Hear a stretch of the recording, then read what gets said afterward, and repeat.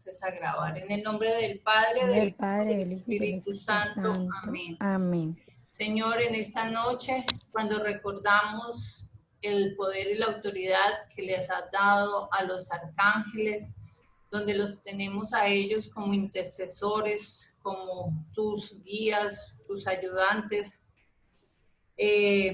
queremos pedir que ellos nos acompañen en esta noche también, para llenarnos de tu presencia, para llenarnos de tu fuerza, para llenarnos de tu gracia. Queremos comprender y llevar a nuestro corazón el poder que tiene la palabra, tu palabra en nosotros, el poder que nos has dado y que nos has conferido a nosotros, tus hijos.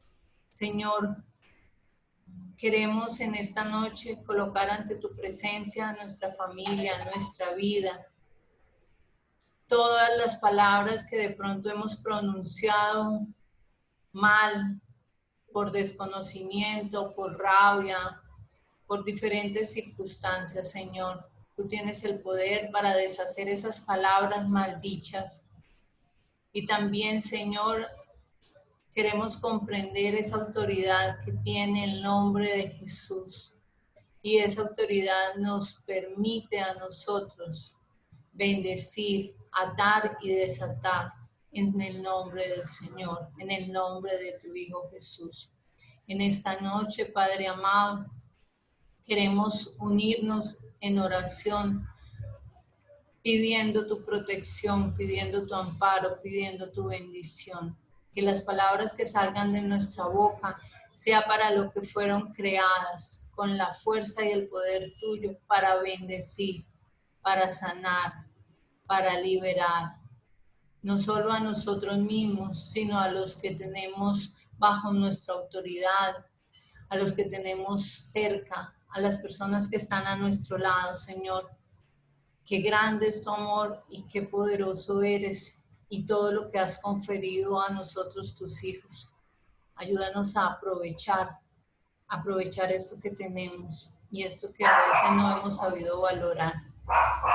En el nombre de tu Hijo Jesús iniciamos esta oración para gloria tuya. Amén. Amén. Bueno, entonces seguimos acá. Voy a terminar de leer lo de la palabra y dice así. Y hablando de la palabra dicha y la autoridad, podemos recordar el pasaje del profeta Elías que mencionamos en el capítulo 2. La autoridad que Elías tenía fue dada a él para que llevara a cabo el reino de Dios en Israel. A este poder ordinario de la palabra humana se le añadió el poder de la palabra del profeta. Por tanto, siendo un profeta en la tierra, él tenía un mejor poder espiritual sobre esos a quienes él le fue enviado a hablar de Dios. Este se le dio al profeta precisamente para que él pronunciara a Dios efectivamente a la gente. Un Dios que está siempre bendiciendo. Es de esta manera que Dios les da a los padres el poder espiritual del que hablamos antes. Esta vez viniendo directamente del poder físico de ser padres, para que ellos sean efectivos en asegurar lo mejor para el niño. Pero si los padres por ira usan ese poder de la palabra sobre el niño y en vez de bendecir así como Dios le dio al padre ese poder de bendecir para siempre, ellos también dicen palabras negativas a este niño. Muy a menudo esas palabras se van a realizar. Eso es porque Dios no nos quita los dones que nos da, tampoco la naturaleza del regalo del poder de la palabra que Él nos ha dado para bien. Como sabemos, los regalos de Dios son irrevocables. Romanos 11:29. Y en Romanos 11:29 dice que los dones y la vocación de Dios son irrevocables. Acá quiero parar un momentico y quiere decir esto, que así como el profeta Elías recibió ese poder y esa autoridad para hablar en el nombre de Dios a su pueblo Israel y como profeta, cuando él tuvo rabia, Elías, También maldijo, y ahorita más adelante lo vamos a ver, maldijo, por ejemplo, a unos niños, y eso no lo quería Dios.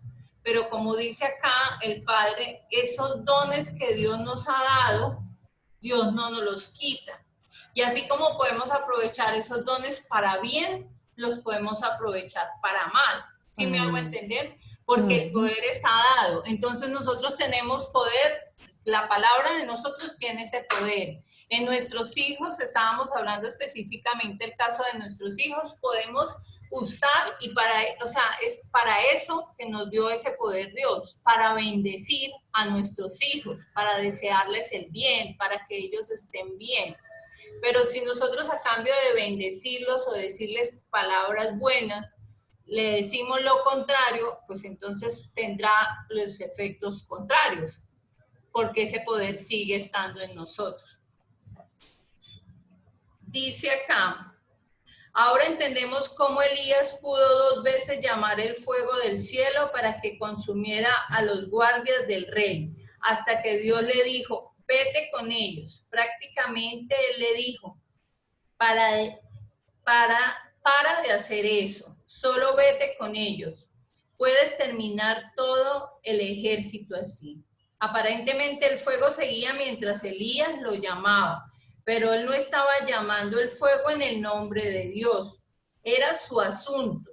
Él estaba enojado o asustado o peleando en defensa propia o cualquiera que fuera la razón que él hubiera tenido. Sus palabras eran efectivas de igual manera. Cuando él llamó el fuego en el nombre de Dios fue cuando él lo llamó a quemar el holocausto, probando que el Dios de Israel, que el Dios era el verdadero. ¿Se acuerdan cuando moja la ofrenda, moja el holocausto y llama a ese fuego y se consume, que estando mojada la leña y todo eso se prende el fuego? Ahí sí fue en el nombre de Dios. Pero muchas veces él llamó fuego cuando estaba con rabia, dice acá, o cuando estaba en medio de una pelea y ese fuego aún bajaba y se cumplía. Entonces, aunque no era la voluntad de Dios, Dios respeta esa autoridad que le había dado a él y que no lo estaba usando bien. ¿Sí me hago entender? Entonces a veces hay cosas que uno le echa la culpa a Dios, pero es nuestra decisión, es nuestra voluntad, es por propia cuenta, no por cuenta de Dios, no porque Dios quiera. Dios no va a querer que nosotros le digamos palabras que van a hacerle daño a nuestros hijos, pero respeta la autoridad y la palabra, la autoridad que tiene nuestra palabra y la autoridad que tenemos sobre nuestros hijos. O sea, él es respetuoso en eso.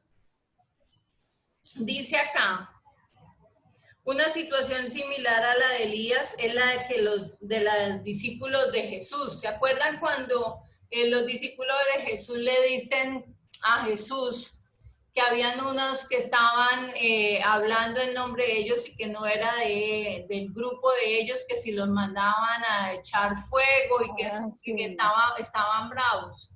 Sí. Claro.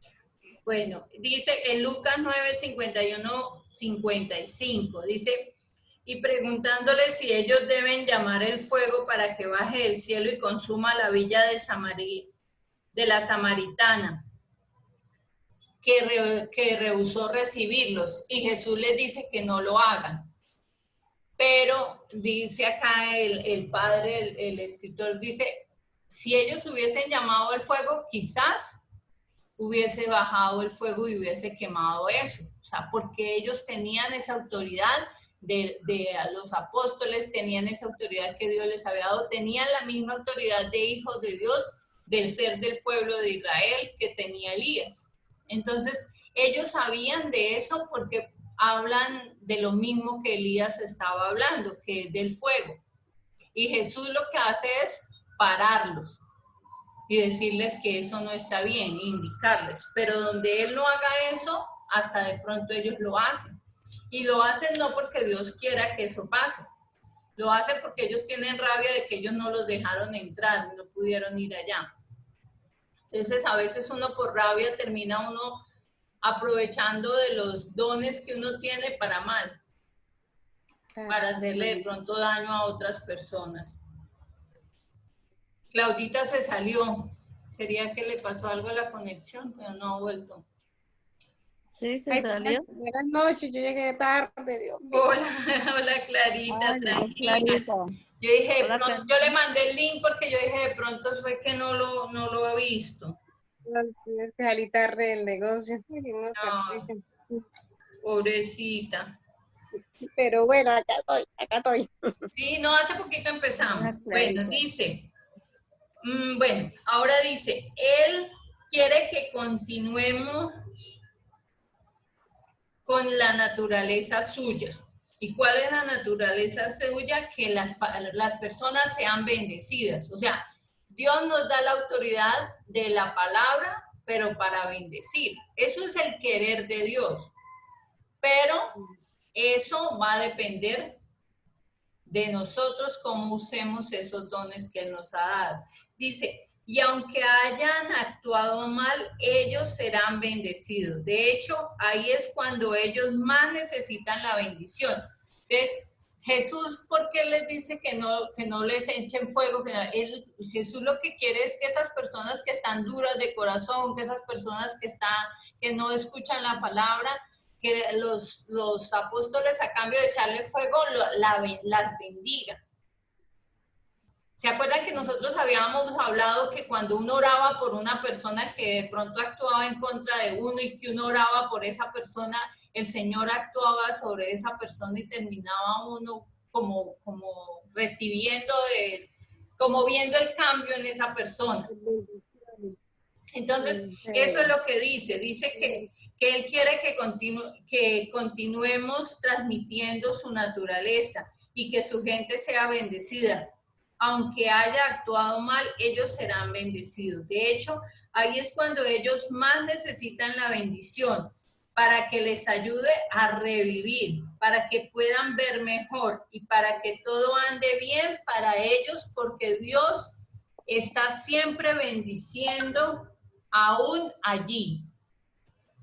Entonces es cuando uno no entiende y uno quisiera, porque la naturaleza de uno es hacer justicia por la cuenta, la naturaleza de uno es juzgar, la naturaleza de uno es decir, a este tiene que darle Dios, o sea, administrar las cosas de Dios. Uno es como los que se pusieron bravos porque el Señor a todos nos pagó 2 denarios y unos habían trabajado más poquitos y otros habían trabajado mucho. Y yo todavía la leo y digo, y no, pero es que, ¿por qué todos dos? O sea, porque uno quiere administrar los dones de Dios. Uno es tan, Dios mío, ¿cómo se dice eso? Uno como irrespetuoso, ¿cierto? Porque si es Dios y Él quiere bendecir, y entonces uno, por ejemplo, alguien que para uno alguien es malo y le va bien y uno se pone bravo y uno dice, pero mire, y este que es malo, y mire cómo le está yendo. Uno se molesta, ¿cierto? Uno quisiera que se le fuera mal y que estuviera, o sea, no, que se convierta a punta de fuego, porque si no, que juguete que le den. Uno quisiera actuar, porque esa es nuestra naturaleza, como que al que uno cree que le debe ir mal, que le vaya mal, y al que uno cree que le debe ir bien, que le vaya bien. Y uno no sabe cuáles son los propósitos de Dios. Y Dios lo que dice es que debemos bendecir a todos. Y por eso dice que Dios hace caer la lluvia sobre justos e injustos, sobre buenos y malos. Y eso es tan difícil entenderlo. Para mí es difícil. Y es con la voluntad de Dios y es con la gracia de Dios que uno pueda decir, ay, sí, bendito sea el Señor. Yo una vez que escuchaba a alguien diciendo que Pablo Escobar, que él se había salvado porque no sé qué, y a mí como que por dentro me daba cosita. Yo decía, yo quién soy para decir si Pablo Escobar merece o no merece la salvación, eso le corresponde a Dios. Yo cómo voy a ser tan atrevida para decir quién se salve y quién no. Sí me hago entender, pero uno es atrevido con las cosas de Dios. A uno lo que le corresponde es bendecir, porque esa es nuestra naturaleza. Bendecir como Dios nos bendice a todos. Si no lo utilizamos bien, si no hacemos bien las cosas, ya cada uno dará cuenta de esto a Dios. ¿Sí? pero lo que nos corresponde a nosotros como hijos de Dios es bendecir. Dice, podría también ser tiempo para empezar a recuperar por todas esas veces que no bendijiste a la gente de Dios, o no de todo corazón porque realmente no sabías esto, o de alguna manera lo dudabas. No lo dijiste lo suficiente. Dice el Padre acá, lánzate, no guardes los regalos de Dios y no seas tímido. No esperes que Dios venga y haga Él mismo lo que te ha dado poder de hacer en su nombre. Él tiende a ser muy cortés. Miren esta belleza. Él tiende a ser muy cortés. Él es un caballero, ¿recuerdas? Y no lo hace probablemente si tú no lo haces. O sea, Él respeta tanto que si nos dio una autoridad para hacerlo, aunque Él pueda hacerlo, no lo va a hacer porque para eso nos dio a nosotros esa autoridad. Él respeta tanto eso.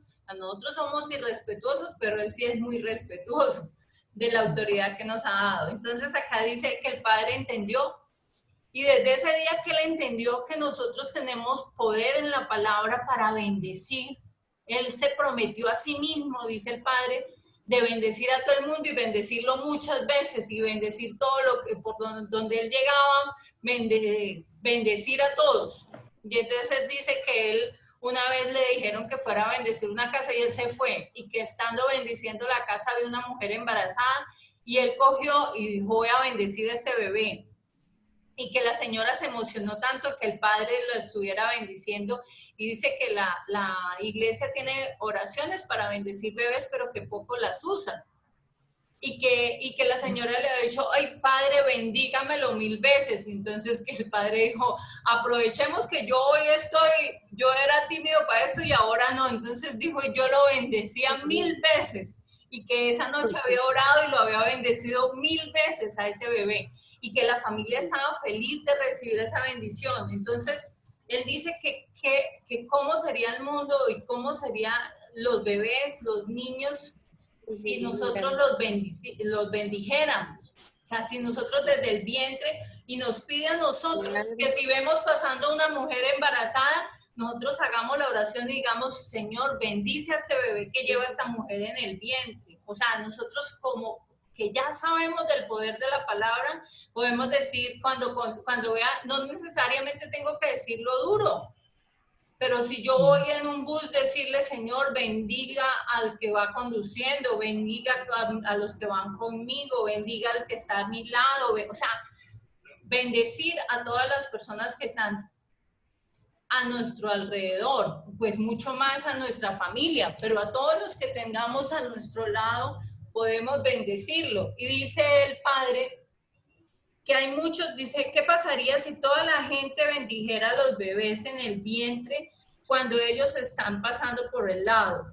¿Piensa realmente que esto no significaría nada para los bebés? Algunos de ellos están amenazados por una enfermedad o por un trauma familiar o por un trauma que vive la mamá.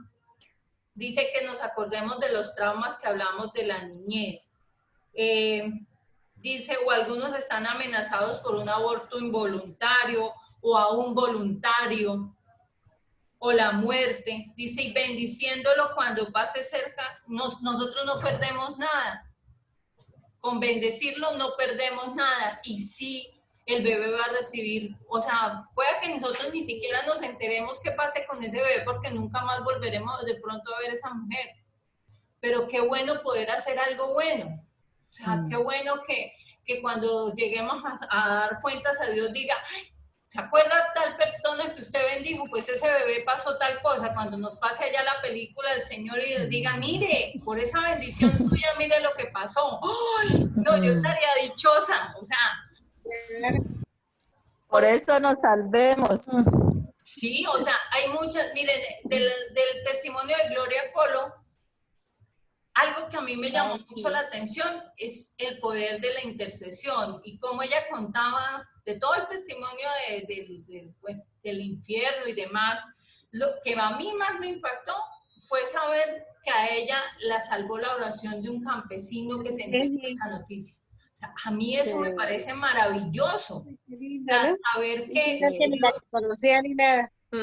imagínense que no la conocía, pero que la conmovió. Y hay noticias que a uno lo conmueven y a cambio uno decir, ay, pobrecito, decirle, Señor, yo te pido por esa persona, ayúdale a esa persona. A veces nosotros no aprovechamos de esas situaciones y lo que hacemos es como entristecernos, pero no aprovechar del poder que tenemos de la oración, del poder que tenemos de bendecir, del poder que tenemos de rechazar muchas cosas.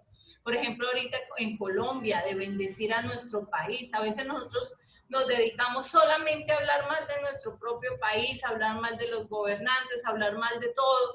Y el hablar mal es maldecir. ¿Sí o no? Hablar mal de cualquier persona es maldecir. Esta mañana, Monseñor Juan Carlos hablaba de eso, de murmurar. Murmurar es maldecir, porque uno puede murmurar y puede una vez crear la duda de la persona en ella, pero sin saber, pero si supiera, pero no dice uno nada, pero cuánto daño está haciendo. Y si a cambio de uno de hacer eso, utilizamos para hacer lo contrario, el mundo empezaría a cambiar. Claro. Por lo menos alrededor de nosotros ya estaríamos haciendo algo bueno y eso es maravilloso. O sea, que todas las noches uno diga, uy, bueno, por lo menos 1000 bendiciones hice hoy. Entonces, algo bueno debió quedar en el mundo. ¿Sí?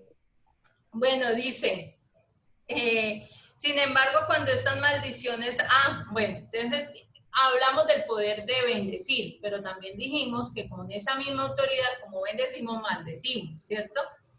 Y entonces dice el Padre, sin embargo, cuando esas maldiciones han ocurrido y han destruido nuestras vidas al punto de no ver la solución, porque no podemos regresar el tiempo, ahí está Jesús. Bendito sea el Señor. Jesús es la solución. Él vino a liberar a los cautivos, Lucas 4. Y lo que Él hizo es que nos dio su nombre, como veremos pronto, para ese uso. Pero por el momento podemos decir esto, que también tenemos el poder de la palabra. ¿Recuerdas? Así que nosotros usaremos nuestro propio poder de la palabra para romper esas palabras negativas que aún han sido dichas a lo largo de nuestras vidas y pondremos en su lugar palabras buenas. Ellas tienen el mismo poder para ambos, nosotros y aquellos que han dicho palabras negativas en nuestra vida.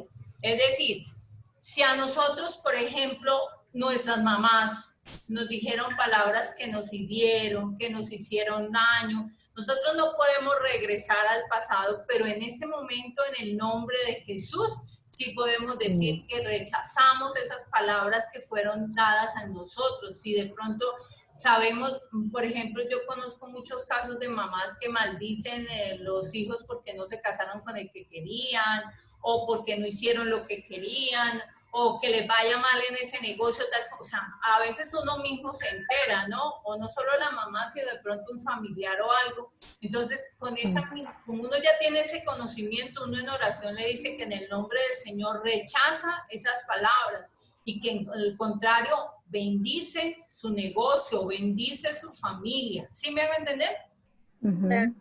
Y lo mismo, si yo, por ejemplo, soy consciente de que de pronto dije algo en un momento de rabia a algún familiar, a un hijo o a cualquier persona, a un vecino, al que sea, en un momento de rabia, un momento de, sí, porque nos puede pasar, y somos conscientes y recordamos eso, pues pedirle al Señor que nos perdone y también pedirle que esas palabras sean limpiadas, que sean quitadas, que no tengan validez y que por el contrario bendecimos a esas personas, bendecimos a nuestros hijos.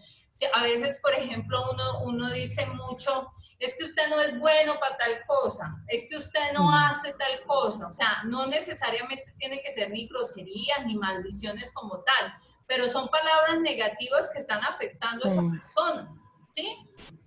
A los que nosotros tenemos bajo nuestra autoridad.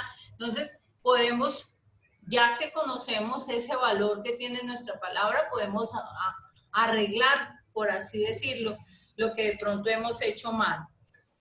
Dice, el poder de nuestra palabra va más allá. Cuando renunciamos a Satanás, estaremos aplicándolo, al igual que cuando afirmamos nuestra fe en Dios vivo. Al reclamar con nuestra palabra nuestros derechos robados por Satanás, los reclamaremos de verdad, simplemente diciéndolo. O sea, nosotros tenemos la autoridad que si Satanás, por alguna palabra que nos han dicho, hemos perdido esa bendición, en el nombre del Señor podemos rechazar eso. Y con solo el poder de la autoridad que tenemos nosotros, Satanás tiene que obedecer, porque Dios está en nosotros y nos ha dado esa autoridad. Y Él no tiene ninguna autoridad sobre nosotros. Dice, esto es porque nuestra palabra es creadora y también está viva a su manera. Y está en Hebreos 4:12. Ahora vamos a leer el poder del nombre de Jesús. El primer milagro hecho por nuestra iglesia es poco después de la venida del Espíritu Santo. Fue el del inválido en la puerta del templo. ¿Se acuerdan? En Hechos 3. Cuando todo el mundo estaba maravillado de cómo había ocurrido esto, Pedro toma la oportunidad de decir que fue en el nombre de Jesús que esto pasó. Hechos 3:16. No hay ningún otro nombre en la tierra por quien alguien pueda ser salvado excepto el de Jesús. El Sanedrín hizo la apropiada pregunta a Pedro y Juan cuando le dice, ¿con qué poder habéis hecho esto vosotros? Aquí el poder y el nombre son sinónimos, o sea, poder y nombre. Entonces recordarán ustedes todos esos lugares en la Escritura donde Jesús mismo les dijo a sus apóstoles cuántas cosas serán capaces de hacer en su nombre. Cuando le dijo, por ejemplo, a Pedro, eche las redes en mi nombre, y dice, he pescado toda la noche, pero en tu nombre, Señor, las voy a echar. Y es la pesca milagrosa. O cuando en el nombre de Jesús les pide que limpien y saquen espíritus, que sanen los enfermos. El momento supremo es cuando Él los envía al final del Evangelio en Marcos 16:17. Su nombre es básicamente dado a sus discípulos para ayudarlos. La iglesia pronto tomó el nombre de Jesús en sus oraciones. Cuando escuchas cuidadosamente las oraciones de la Santa Misa, especialmente al principio, al ofertorio o después de la Santa Comunión, ellas terminan diciendo, pedimos esto en el nombre de Jesús nuestro Señor. Siempre las oraciones terminan así. Nos quedan 10 minuticos, pero yo creo que alcanzamos a cerrar acá. Pedimos en el nombre de Jesús nuestro Señor. O una fórmula más larga, damos esto en el nombre de nuestro Señor Jesucristo, tu Hijo. U otras fórmulas, pero en o por medio de Jesús sigue siempre siendo el eje y termina siempre cerrando la oración. Aún en las fórmulas más largas, tomando las instrucciones del Señor. Y fíjate, en y por medio significa lo mismo en el lenguaje que habla Jesús. Así que nosotros también en nuestra oración por la sanación de las familias, clamaremos en el nombre de Jesús por esta misma razón, porque es en el nombre de Él que se nos da la salvación. Usaremos también el poder natural de nuestras palabras aún sin el nombre y después llamaremos al nombre más poderoso que es el nombre de Jesús. ¿Ves cómo Dios nos ha bendecido con herramientas poderosas que quizás nosotros ni siquiera lo sabíamos? Viendo todas estas herramientas dadas a nosotros por Dios Padre, ¿por qué entonces fallamos en sacar al maligno de nuestras familias y llamar el bien? Pero lo que pasa es que nosotros tenemos que saber cómo hacerlo. Al final de este libro ya sabrás cómo y te pondrás a trabajar en ello. Ahora habla de conocer al enemigo. Dice, una vez En uno de los seminarios, uno de los participantes comentó cuánto se había hablado acerca de Satanás y se preguntaba por qué no se había hablado así de Jesucristo. Y es verdad, en este libro vas a leer mucho más acerca de Satanás. La razón es sencilla, porque muchos oradores hoy en día, por alguna razón, no hablan lo suficiente de Satanás. Y yo soy uno de esos oradores. Los fieles han llegado a pensar que Satanás no existe. Y si existe, que es insignificante. Esto lo que ha hecho es agrandar su poder y su efectividad entre nosotros. Porque recuerda que su arma más fuerte en contra de nosotros es nuestra ignorancia. Entonces, al saber que al no darle y no reprenderlo nosotros, pues él sigue haciendo de las suyas. Al no sacarlo de nuestra vida, al no decirle que él no tiene autoridad en nuestra vida y no tiene poder, y no, pues él sigue ahí echado, contento. Al no saber cómo él nos acecha y nos ataca y cómo oculta su trabajo, cómo él a menudo nos hace caminar en círculos de falsos senderos y hace imposible que descubramos su actividad, pues va a seguir haciendo. Nos hace pagar un increíble alto precio, algunas veces toda la vida. Por eso, en la introducción de muchos de mis seminarios anuncio que van a escuchar tanto sobre Satanás que van a recuperar todo lo que no habían escuchado antes. Entonces ellos van a apreciar la salvación de nuestro Señor Jesucristo, que nos dejó, y el poder que Jesús mismo nos dio para combatir a Satanás. Quizás se habían preguntado por qué cuando ellos leyeron en el Evangelio que Jesús les dio poder de sacar demonios, era hablando de eso. Ojalá cuando llegues al final de este libro veas más claro por qué Jesús te dio a ti también ese poder y que no puedes usarlo solo en tu propio bien, sino como en el bien de todos los que están a nuestro alrededor. El Señor, que conoce bien este mundo, porque es Dios y también porque ha vivido en él como hombre, vio apropiado dejarte ese poder. Y si vives tú y dices que lo necesitas y pones una posición extraña con Cristo, por decir lo mínimo, pero esta razón por la que se rehúsa uno a hablar de Satanás hace que uno no use esa autoridad para sacarlo. Es decir, si uno dice, no, es que el diablo no existe, sí, y no le da a uno el crédito. O sea, no es ver a Satanás en todo lado ni darle más de lo que él tiene, pero saber que sí existe y que está ahí para hacernos daño y que si tenemos que reprender, se reprende y que tenemos la autoridad sobre él para sacarlo de nuestra vida y de la vida de nuestra familia. ¿Sí? Tenemos ese poder, podemos aprovecharlo. Dice, pero otra razón por la que no debemos rehusar hablar abiertamente de Satanás es porque entre más conozcas a tu enemigo, mejor podrás vencerlo.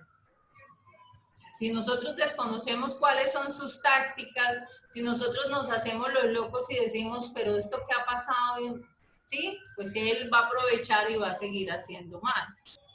Piensa en cualquier batalla que quieras y verás que gran parte de esa batalla fue solo el conocer las tácticas y estrategias del enemigo.